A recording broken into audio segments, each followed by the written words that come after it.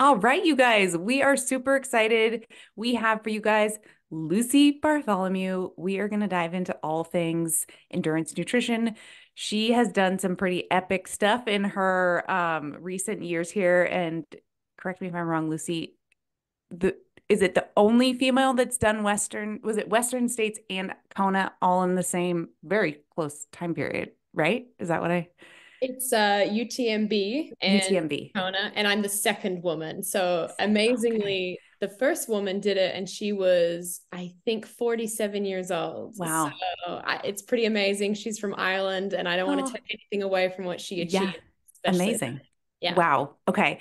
We're going to dive into a bit of that today. But as our listeners know, Two Truths and a Lie is a fun little thing we like to play with our guests. And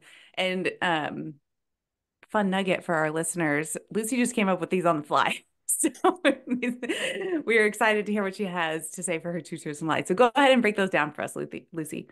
Okay. So the first one is that I am vegan. I'm a Okay. vegan endurance athlete. Okay. The second one is that I have six tattoos. Okay. And the third and final one is that I ran my first 100 kilometers at the age of 15. Ooh. Okay. Hmm. These are good. You came up with some good ones very quickly. I kind of wouldn't put it past you for running 100 kilometers at 15 years old. I feel like I don't recall seeing they could be very small tattoos, but I don't think I saw any tattoos in any of your like Instagram videos and reels I think there's tattoos, but it could be like maybe there's hidden. seven. Oh yeah, that's true. I don't know. But I also maybe don't think you're a vegan. I don't know. That's a t I'm stuck between vegan and tattoos. What are you gonna go for, Amanda? I'm gonna go tattoos just because I would like to hear a story of a 15-year-old running 100K. That I would be do know a story rad. of a 17-year-old running 100 miles, so Wow.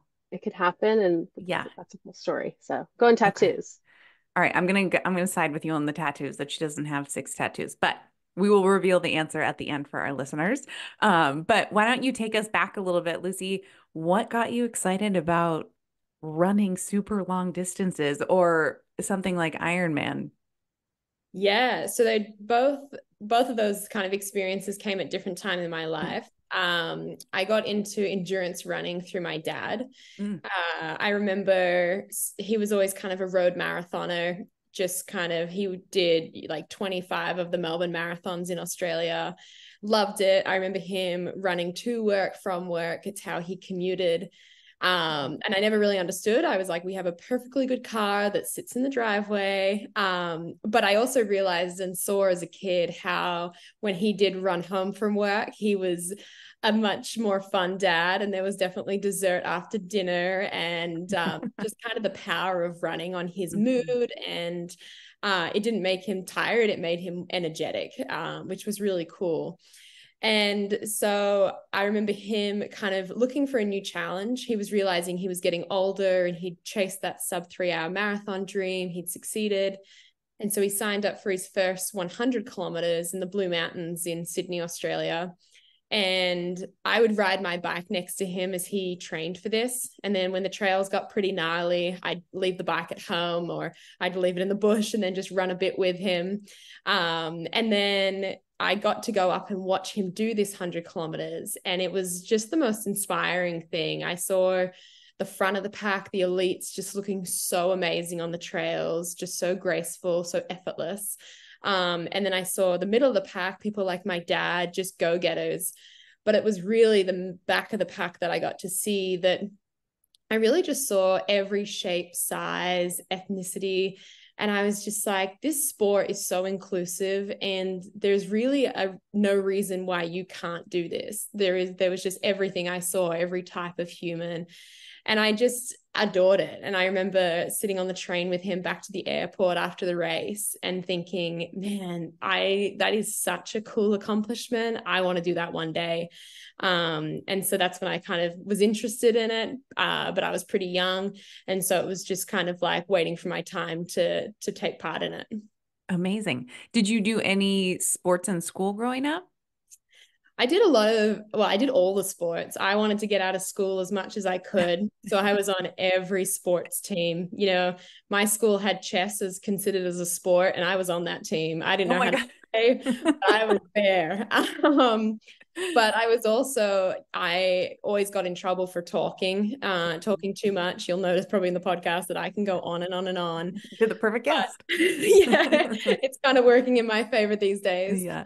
But punishment, and I say that in quotation marks, was to go run laps. And I Mm. started to realize that I just liked running laps. And the moment training started, I just yell something that wasn't meant to be said. And then they'd be like, Lucy, go run the field. And I was like, cool. See Yeah. you in an hour. Oh, that's great. Wow. Yeah, the punishment turns into the prize. That's great. I mean, goodness. Yeah, I love that. And so, okay, so what was your first event, maybe after school or maybe during your school year schooling that you enrolled in, and how did you do? How did you feel? Do you remember that experience? So for us at school, the cross country was 3 kilometers, so like just under 2 miles. Hmm. And I remember, I'd only just found my breath by the time this thing was over. I was not a fast athlete. I was Hmm. definitely, and I still am to this day, just a diesel truck. Once I get into gear and get going, I'm good Yeah. and I can go for a long time. But I remember, I like just couldn't hang. And I never thought I Mm. was a runner because of that. Hmm. I was probably one of the few girls that wanted to run that far. Mm. But what I ended up doing as time went on is when I got through the meets, due to the fact that there was just no girls actually wanting to compete, they were kind of like, Hmm. I was one of one. Mm.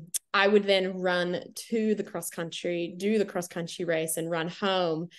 And mainly because I didn't want to wait for the school bus. I got a note from my parents to say, yeah, she's fine to do that. Like she knows the roads and the route. Gosh. And so I was incidentally, without even thinking about it, it's not until I talk to my friends where they kind of look back and they're like, yeah, we thought you were super odd for doing this. Public transport exists for a reason. Yeah. But yeah, that was kind of like my first, pinning on a bib and competing against other girls. Amazing. Wow. Good for you. I'm like, this is amazing.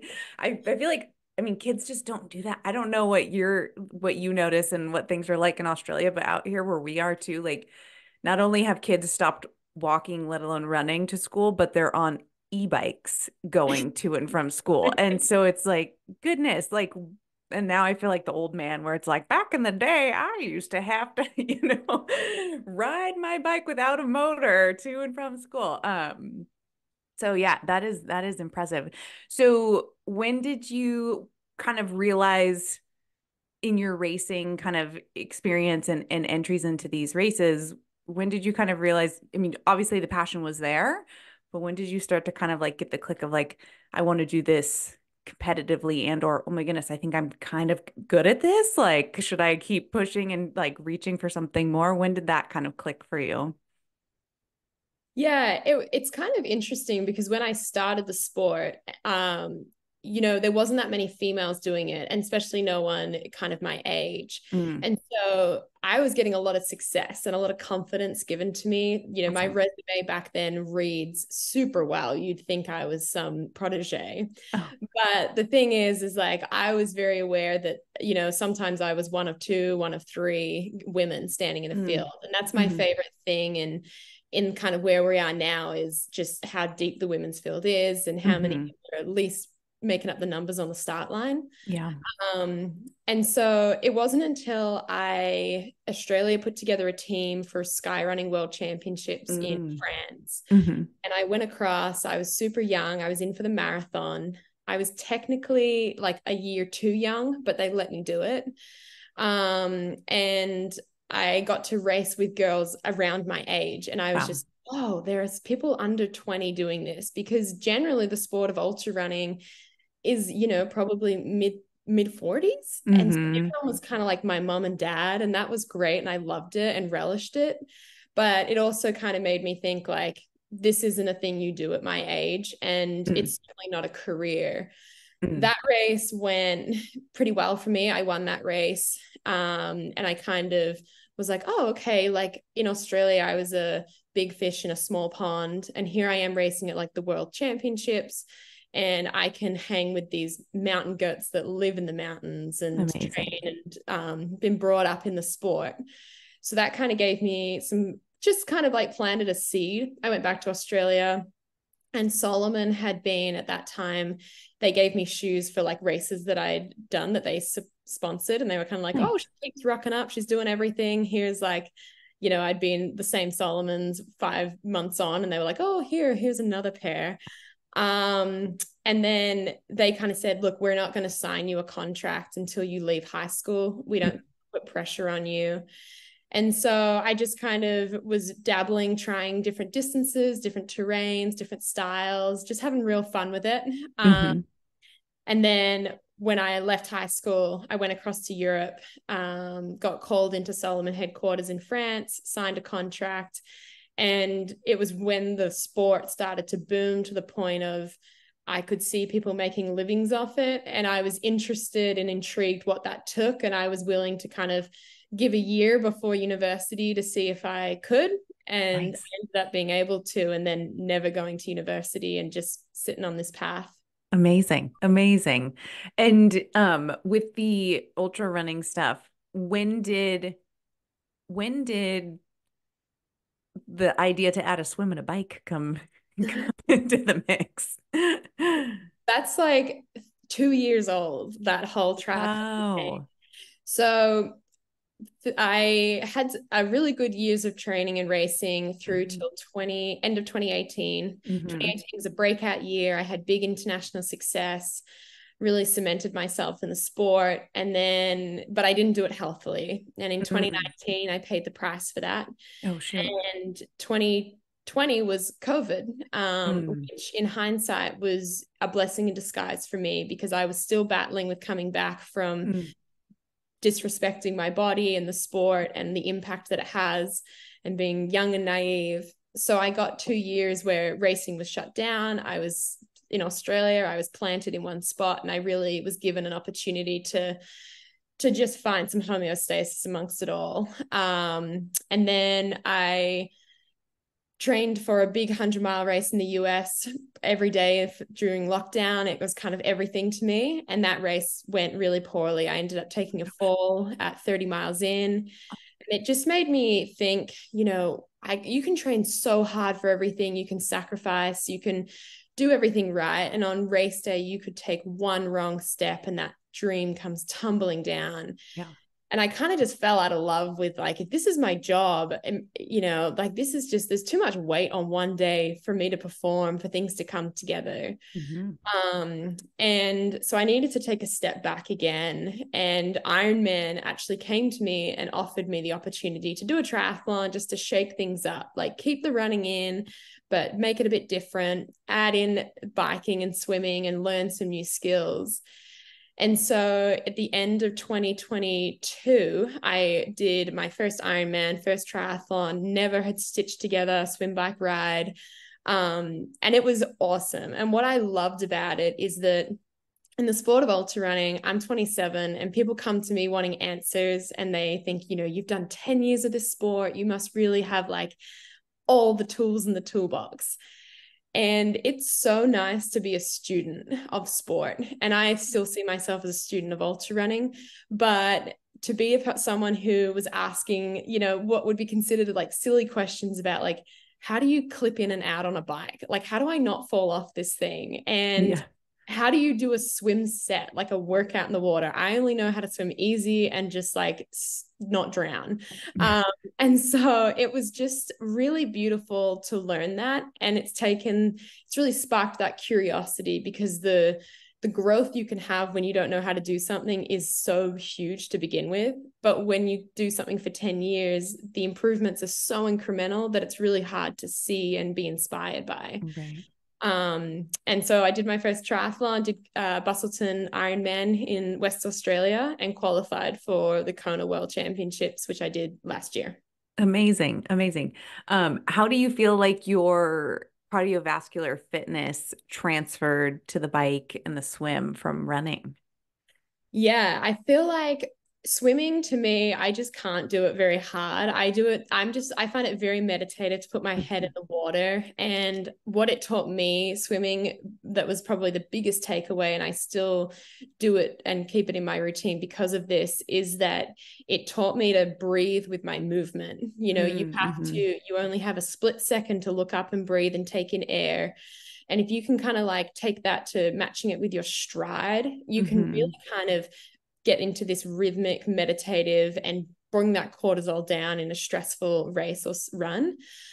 On the bike, I was cardiovascularly fine, but skillfully horrendous. I just, I would like just want to step off my bike and didn't realize my feet were attached to the whole thing. And I was just, I would fall off especially at the end of a ride at my driveway, and my neighbor would just look at me and be like, stick to running, man. Like, what are you doing?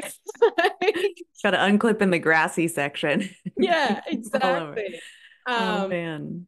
And so it was kind of cool, but biking allowed me to put in so many more hours without the impact. And I think that training for a triathlon taught me that you don't need to be running these hours and impacting your body, especially so young. You can get that cardio and build that base really strongly on a bike and see a lot more. And it's really, really a beautiful way to train and to get fit.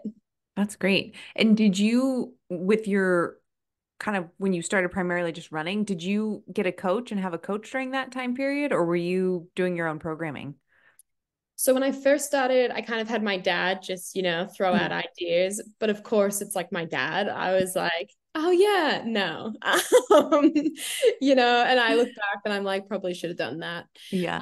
And then since then, I've had a few coaches. My first coach that I got, he was very numbers driven and very like heart rate based, and just trained very like not how I am as a human. But I thought it was good to learn to listen to the data, because sometimes our intuition and like what we think is easy is not easy. Yeah. And so I learned that lesson, then moved to a coach who was a bit more relaxed on that and more about listening to that internal compass and training with that.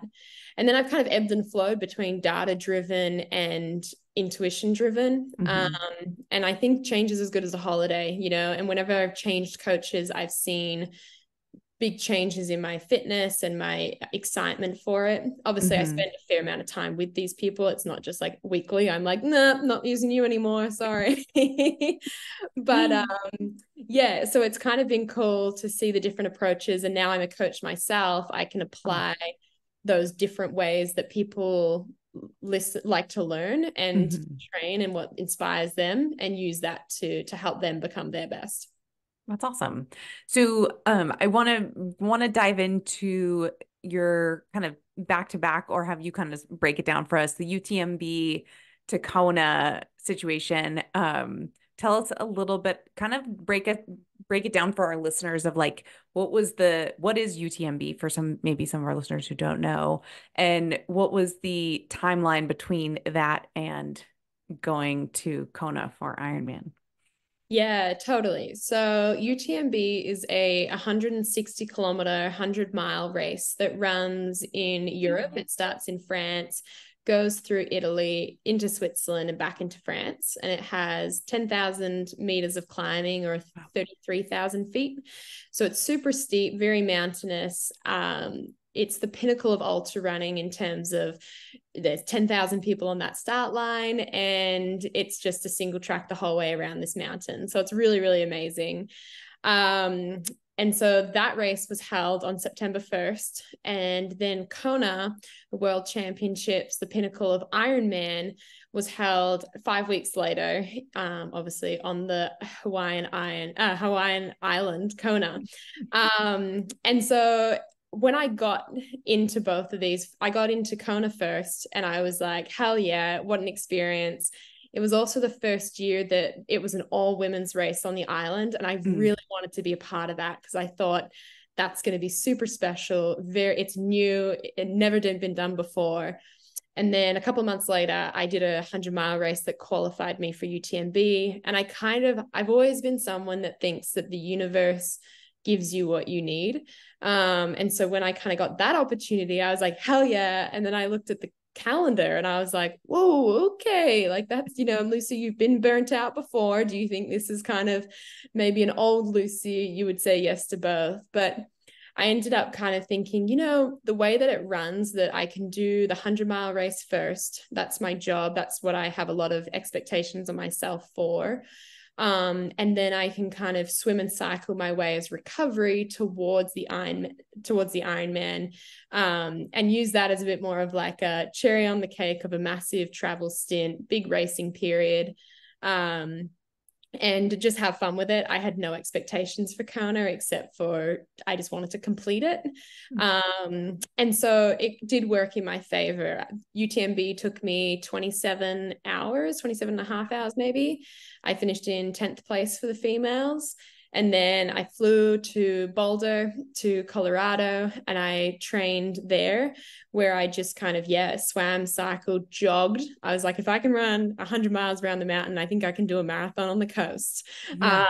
And so got to Hawaii, was just super stoked to be a part of it, just wide-eyed. I felt like a little puppy. I was just like so excited to be amongst people that I'd now started following in a community I didn't know. And it was just an incredible experience to do the both back to back. That's amazing. And with something like UTMB, I'd love to kind of like go through a little bit of these from a nutrition and a hydration perspective and maybe what happens in between for you too. So with something like UTMB, or some of your other longer races, what does your kind of lead up to something like that look like from a nutrition perspective? Are you adjusting your day-to-day meals, a couple days out? Are you doing the kind of like quote unquote carb loading? Are you doing any supplements? What is that? Or like, what is that like for you in the prep? Yeah, definitely. So leading into the race, I tend to just eat what I've always eaten, which tends to be a high carb diet. It's what my body craves. It's what I enjoy. Mm-hmm. I've never been one to kind of like avoid that in any way. Towards the race week, I definitely, like everyone's cutting down on their fiber a little bit, just especially the few days before. And then the interesting with UTMB is that it starts at 5 p.m. And I'd never done a race that started in the evening. And so it was actually super interesting to kind of shuffle around that Friday's meals, because I always have oats, banana, peanut butter before running. And so it was kind of like I had lunch for breakfast, a snack in between, and then a breakfast before running at 5.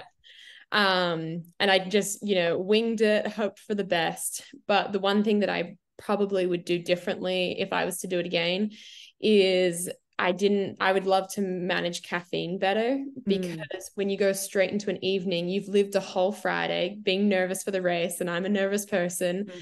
And then you race for 27 hours, at about 2 a.m. in the morning, Saturday morning, I was like exhausted. And just because I am a 9-hour a night sleeper, I live a privileged life where I can do that. And I remember looking down at my watch, the worst thing to do, and looking at the time. And when I saw 2 a.m., I was like, oh no, I am so tired and I have so far to go.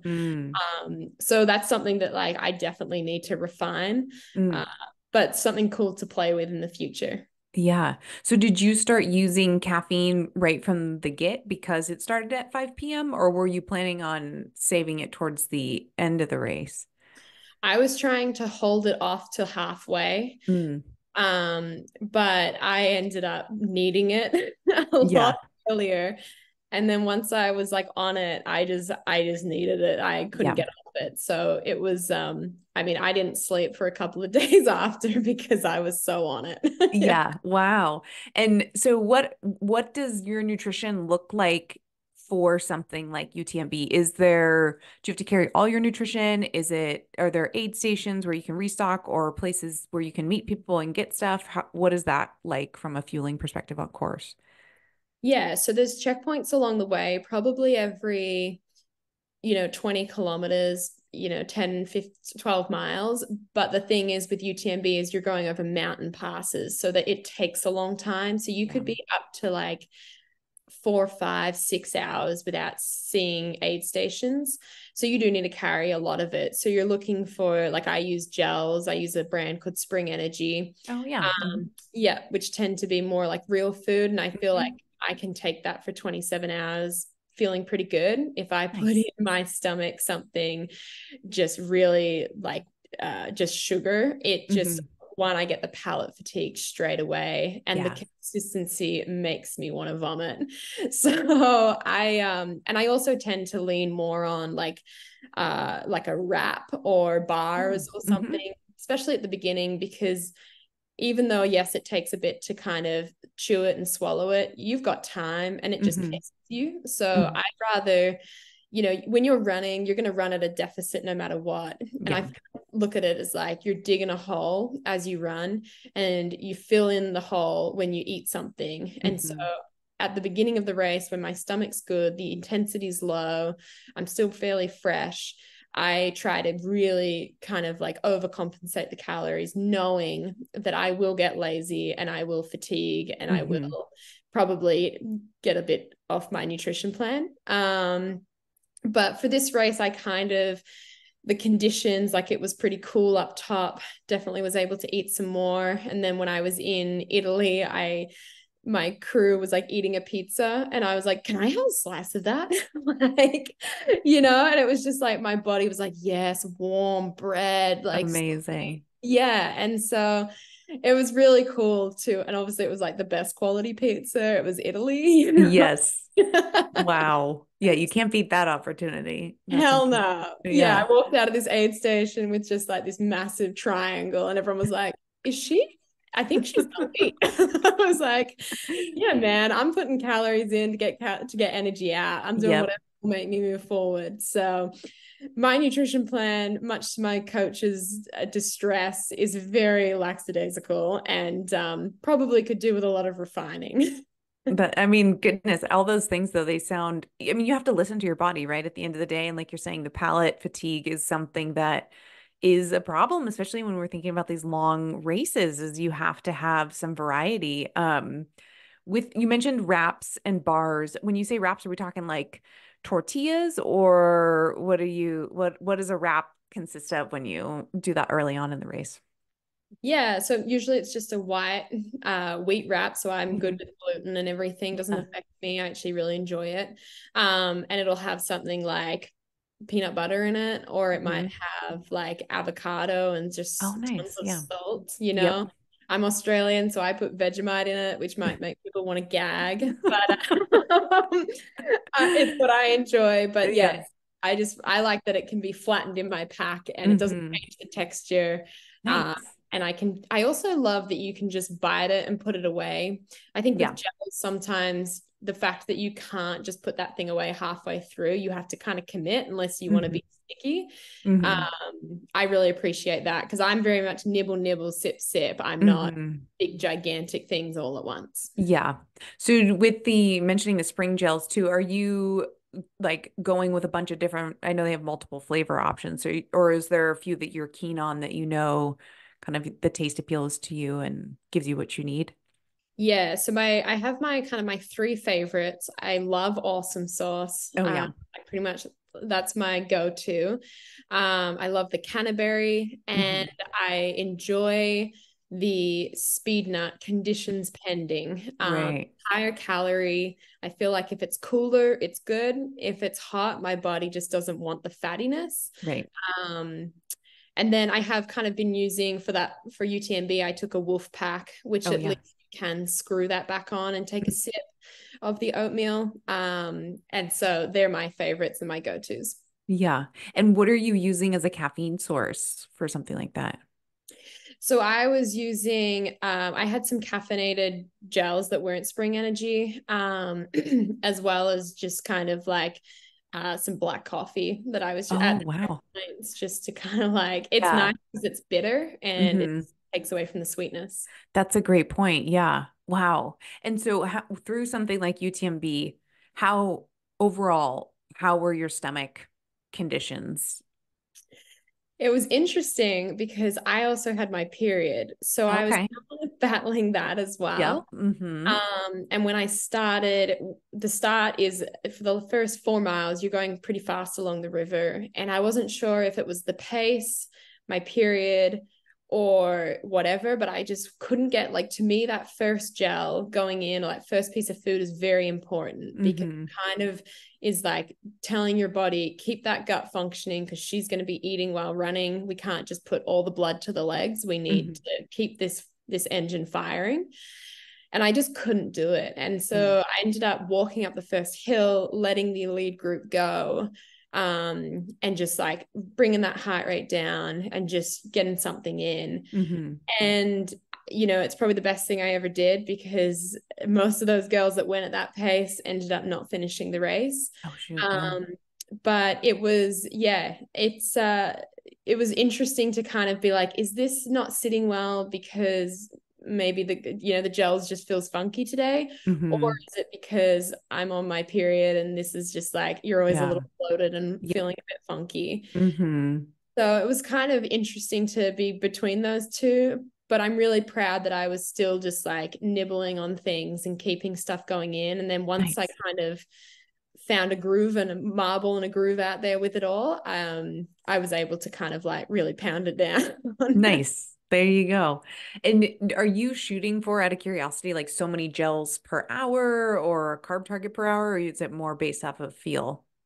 It's currently based off a feel. So I've got a new coach and he's more science driven. Mm. And so he was like, "What's your nutrition plan for UTMB?" And I was like, "I don't have one." And he was like, "You what?"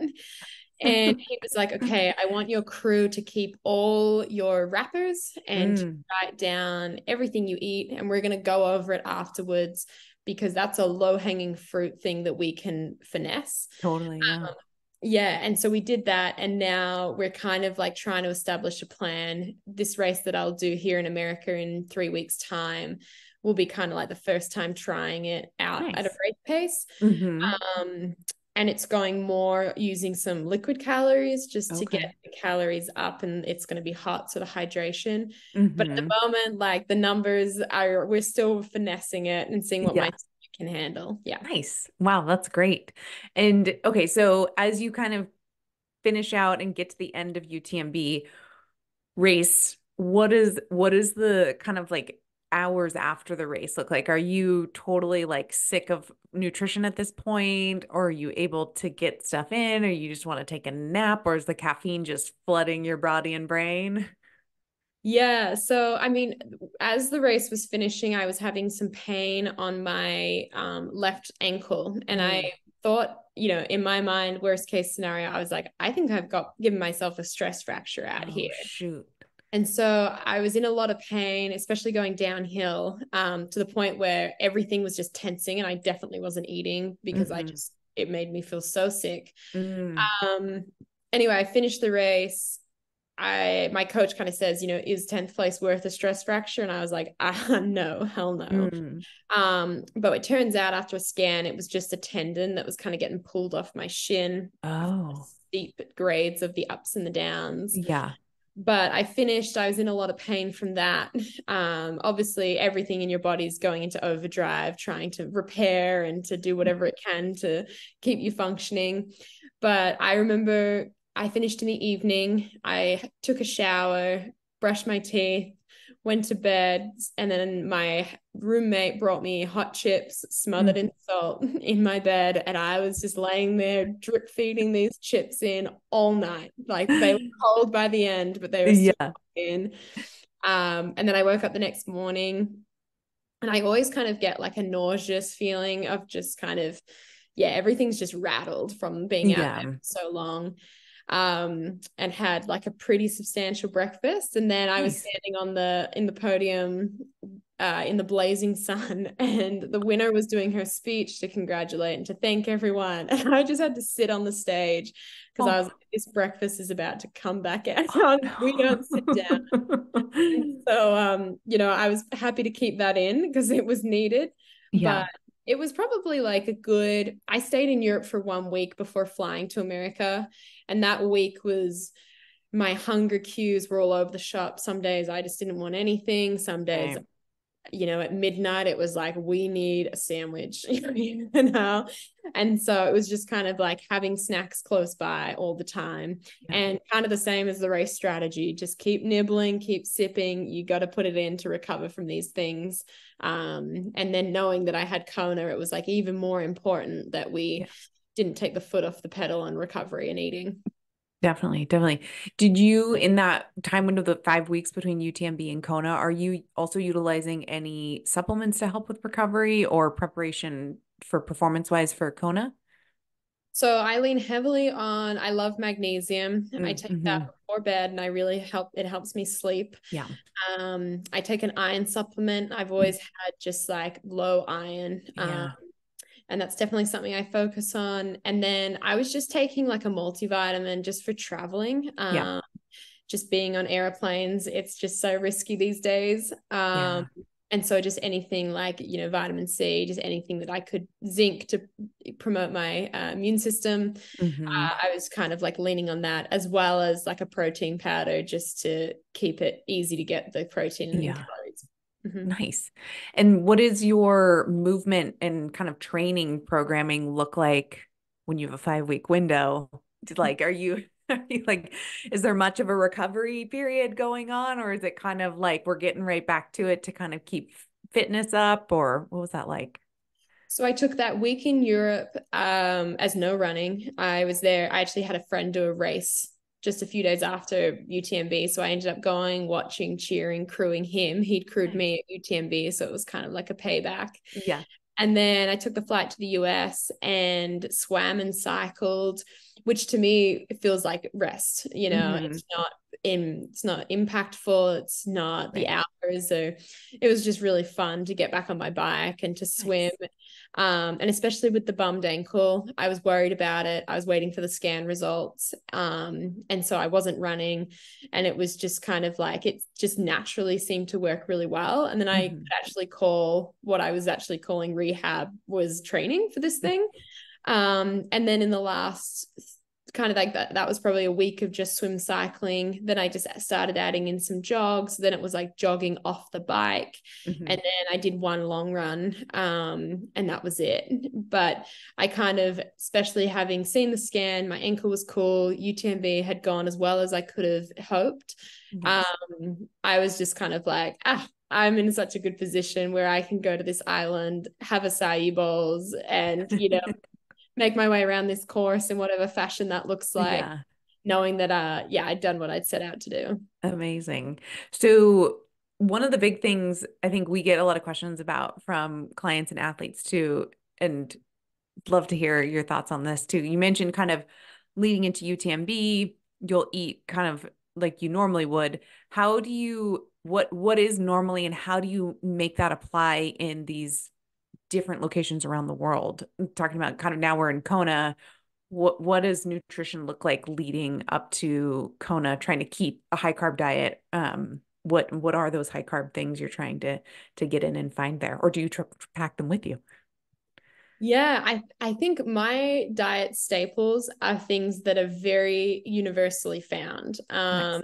So things like rice, oats, peanut butter, they're kind of things that you can really get your hands on anywhere. Yeah. Maybe they'll differ a little bit, but not too much. Hmm. And so my diet on its basics level, like, yeah, I like to spruce it up with nice spices and like funky things, but it's not necessity to me. Yeah. The basis and the carbohydrate specially source comes from things that are found all around the world: Kona, Chamonix, Australia, doesn't matter where. And so I kind of lean heavily on those things: potatoes, and then my protein source, I'm happy if I can get my hands on tofu, fab. But lentils, beans, all of that stuff is, again, fairly universally available. Mm-hmm. I think I always carry with me from Australia or from like America or somewhere that has like a lot of options. I'll Hmm. always carry just like protein bars and carry them to places that I'm not familiar with, Yeah. which was like Kona, because I'd never been. So I was just Hmm. like, I don't know what's there. And it was lucky because when you have 10,000 women coming with bikes and everything. The supermarket is just bare shelves. That's right. Yeah, it's a good point. Good point. And then I think we might have just revealed one of your two truths and a lie because you kept talking about tofu and lentils. So I feel like maybe you are a vegan. But I'll wait for the end for that one. But what about the heat? I know you mentioned you said you went to Boulder. That's where you did the biking and swimming.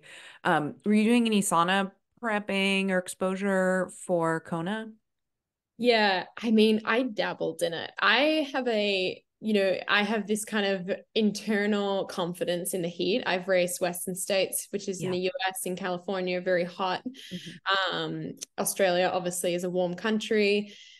And I also had a sweat test done a while ago that kind of tells me that I sweat a lot, but I don't sweat out electrolytes. And so Mm. I've never really had like the cramping or Hmm. experiences. I get a little bit crusted in salt, but I certainly don't finish runs where like I've seen other people. Yeah. And so I have this kind of like, I feel like it's my superpower for this stuff and it Mhm. doesn't really phase me. Having said that, when I stepped off the plane in Kona, I was like, oh no, I am not here early enough for this. Like it's Oh, just shoot. different heat. It Hmm. was like a steam room, like Yeah. humidity. And I just immediately was like, oh, like crap, this is not Yeah. good, you know? And so, again, if I had my time again, I would do things very differently. I'd Mm.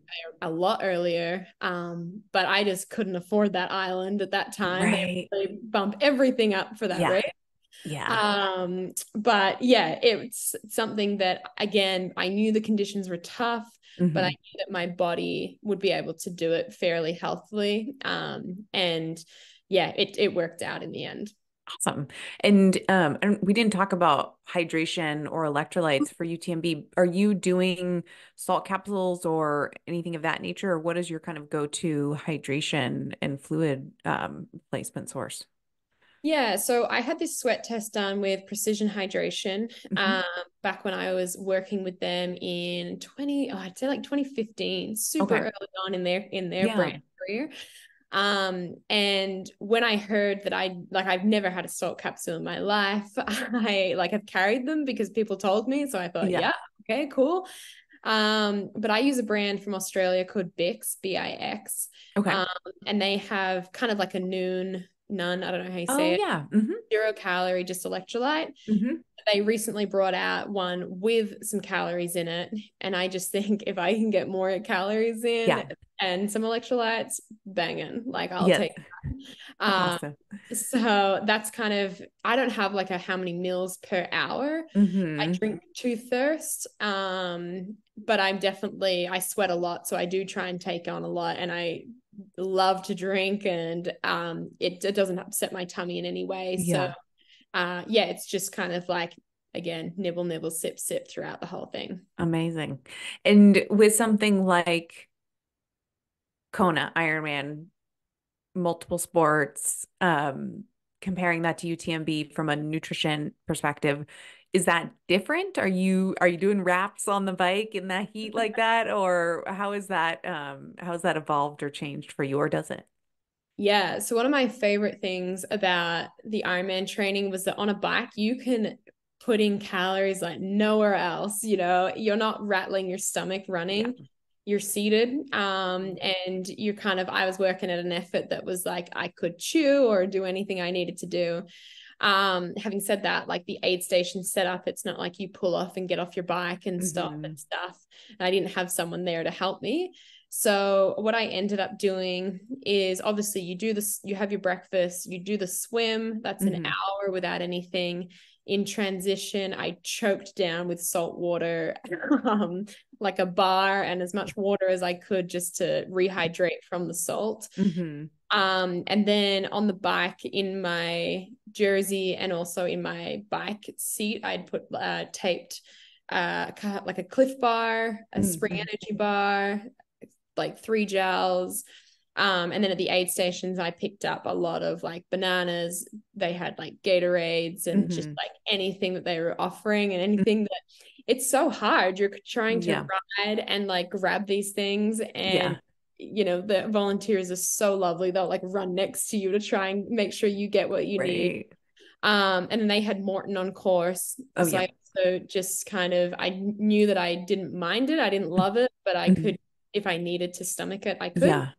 And then when I racked the bike and onto the run, I just picked up a handful of Spring Energy Awesome Sauce. And I was so stoked to be back on nutrition running. I was like, I know how to, like, if I need a puke and rally, I know how to do that running. If I need to, I can get my watermelon. I know how to do an aid station running. So I Yeah. racking the bike, and I was with a lady who was like, oh my God, we have to run a marathon. And I was like, we get to run a marathon. And I was just like, we are stepping into my arena. This is good. Yeah. That's awesome. That's a good thing when the last part of the Ironman is your favorite sport. That says a Totally. lot. That probably like that I'm sure that helps for sure. So then are you grabbing water and electrolytes from aid stations, but you're carrying the nutrition on the run? Yeah. So I actually carried a little 150 ml flask Mm. from Salomon Hmm. that I had filled with, I'd put Coke or water Hmm. or the Morton drink into it. And then Hmm. when it was empty, I just pop it down my sports bra to hold it. Yeah. And then towards the end, I would shove ice cubes in it, put it down my sports bra Yeah. as well. Smart. And it was probably, my original plan was there's so many checkpoints in Kona, because obviously it's the side of a road. You can set them Yeah. up wherever. And my original plan was to do every second one. They're about a mile apart. And I was Mm. like, cool, I'll have my little bottle.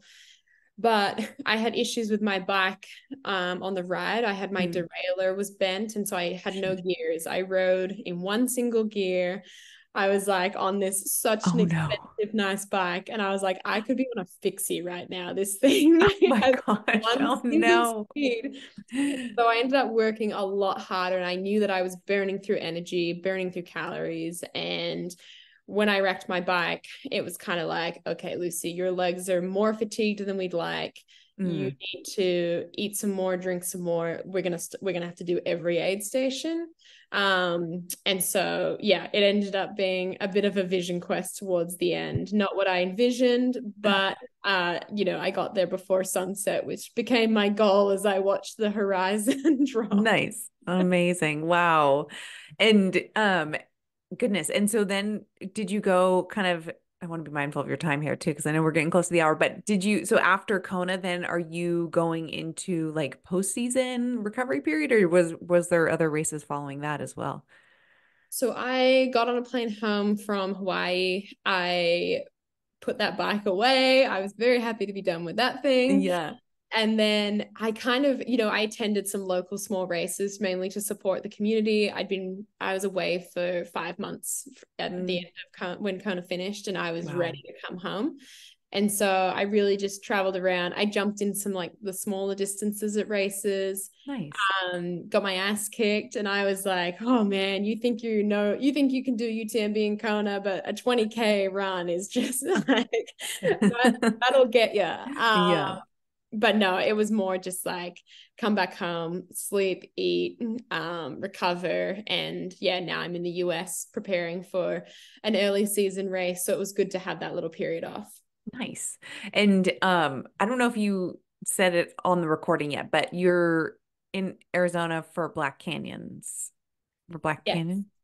Yeah, Canyons? correct. So the Black Canyon race is on February 10th. So it's like just under 3 weeks away. And it's a golden ticket race for Western States, which is Mm. that run that I have done a few times now. But it's going to be such an competitive race. And I went and saw the trail this past weekend, and I was Nice. like, damn, it's gonna be a show out there. Like it's challenging, it's Yeah. fast, and it's very different to what I do, which is walk around and eat pizza out of aid stations. I actually got this thing. Got to less pizza, more running during this Yeah. one. Oh man. And then what else is coming up on the calendar for you for this year? What else are you shooting for in 2024? So this race will decide what kind of like my middle of my year looks like. If I Mm-hmm. get Western States, I'll be back to the US and competing there. If I don't, I might race more locally in Australia, Mm-hmm. just spend some more time at home, which would be really nice. Yeah. And then towards the end of the year, I'll head back to UTMB.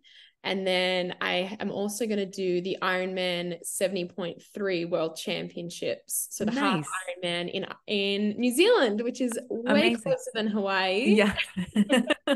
How many weeks in between that and UTMB this year? Is it Oh, a a lot lot more. more? Okay, good. A lot more, yeah. A lot more recovery time. That's good. Yeah. And what is the placement to get the golden ticket to Western States? How does that work? So you need top three, Okay. which Wow. the field at the moment is, I think it's going to be one of the best and deepest women's fields that Wow. I've ever seen come together. Yeah. There's probably 40 women that could get that top three. So Wow. I'm Amazing. excited to just to be amongst the show and maybe play a part in the whole Yeah. thing. Incredible. Amazing. Okay, so where can people find, well, actually, really quick, two truths and a lie, then we can say where people can find you, follow you. So you said you're vegan, you have six tattoos, and you ran your first 100 kilometers at 15 years old. Amanda and I were thinking the six tattoos is the lie. Which one was it? Wow, you were correct in ruling out the vegan being a lie. Oh, Because oh, for sure, yeah, when I was like, how do I'm not gonna say, oh yeah, yeah. you can find meat really easily. And then Amanda was bang on in that I was just up that tattoo count by one. I Oh, had no way. five tattoos, Nice. and I did run my first 100 kilometers at 15. Amazing. Wow. Good for you. Where was the first 100? Where was that 100 kilometers? So I ran it on the southeast coast of Australia with my Wow. dad. So I was 15 and he was 50. We ran side by Wow. side for 12 and a half hours. Oh my gosh. Still to this day, the best race of my life. Oh, that's awesome. Very awesome. Amazing. Yeah, that is epic. So, okay, so where can people find you, follow you if you're taking on clients, coaching stuff? Where would they find that information? Yeah, totally. So the best place to reach me for anything is on Instagram. I try and get back to, and pretty much do get back to everyone, especially even the mean ones. So that's at Lucy_Bartholomew. And then I'm on Strava for people interested in kind of following the training aspect. I don't hide anything. It's all on there. It's not glamorous. It's just showing up every day on most Yeah. days.